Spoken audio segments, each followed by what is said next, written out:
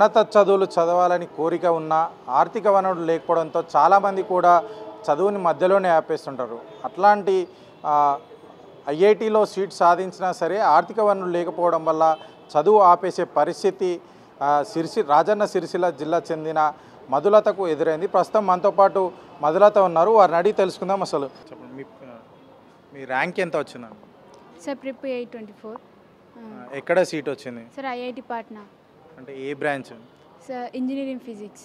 అంటే ఆర్థిక వనరులు లేకపోవడం వల్ల ఆ చదువు ఆపాల్సిన పరిస్థితి వచ్చిందని కూడా తెలిసింది. Yes sir. ఎట్లా అనిపించింది?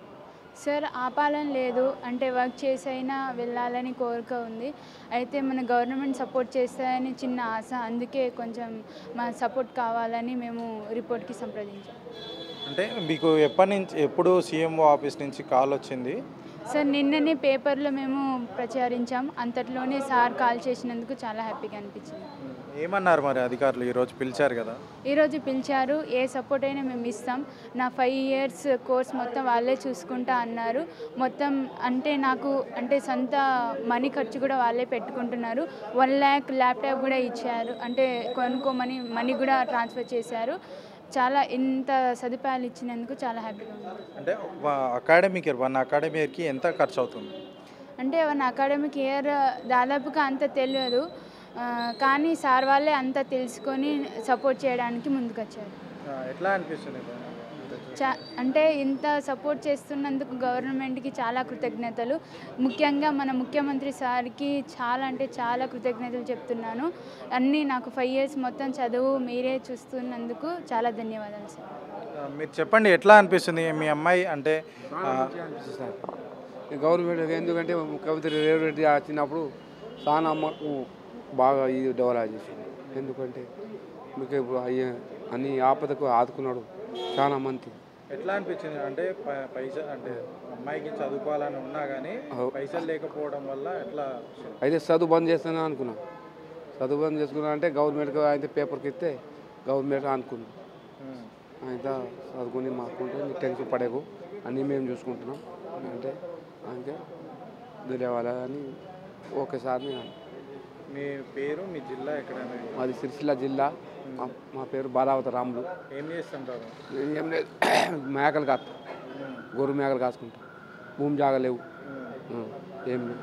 3 కూతురు ఉన్నారు, 3 చదివించిన. అయితే చిన్న ఇద్దరికి పెళ్లి చేసిన. భూమి జాగలేవు, ఇల్లు ఉన్నది. అయితే పోయి వచ్చింది. అట్లా ఎట్లా అనిపిస్తుంది ఇప్పుడు గవర్నమెంట్ రెస్పాండ్? ఇప్పుడు చాలా మంచిగా అనిపిస్తుంది, ఆనందం అనిపించింది. ఎప్పుడు వచ్చింది మీకు ఫోన్? ఎప్పుడు వచ్చింది? నిన్న 8కి.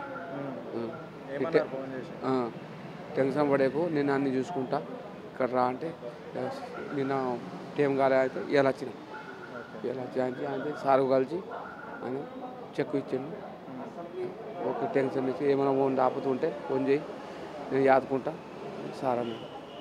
Okay sir. చూస్తున్నాం కదా, మొత్తానికి ఏదైతే అకాడమిక్ ఇయర్ మొత్తానికి ఒక అకాడమిక్ ఇయర్కి 1,50,000 రూపాయల వరకు కూడా ఖర్చు అవుతుంది. మొత్తం అకాడమిక్ ఇయర్ అంటే ఏదైతే ఎడ్యుకేషన్ పూర్తయ్యే వరకు కూడా ప్రభుత్వమే ఖర్చు భరిస్తుందంటూ కూడా మధులతకైతే హామీ ఇవ్వడం జరిగింది. రాజన్న సిరిసిల్ల జిల్లాకు చెందిన గిరిజన బిడ్డ ఏదైతే ఐఐటి పాట్నాలో జేఈ మెయిన్స్లో కూడా 824 ర్యాంక్ సాధించడం అయితే జరిగింది. ఈ ర్యాంక్లో భాగంగా కూడా ఆర్థిక వనరులు సరిగ్గా లేకపోవడం వల్ల కూడా చదువు మధ్యలోనే ఆపేయాల్సిన పరిస్థితి ఉంది. ఈ యొక్క పేపర్ ద్వారా ఈ యొక్క న్యూస్ని సీఎం రేవంత్ రెడ్డి తెలుసుకోవడంతో వెంటనే రెస్పాండ్ అయ్యి గిరిజన సంక్షేమ ద్వారా కూడా ఈ చదువుకే ఖర్చు మొత్తం కూడా భరిస్తామని కూడా హామీ ఇవ్వడం జరిగింది.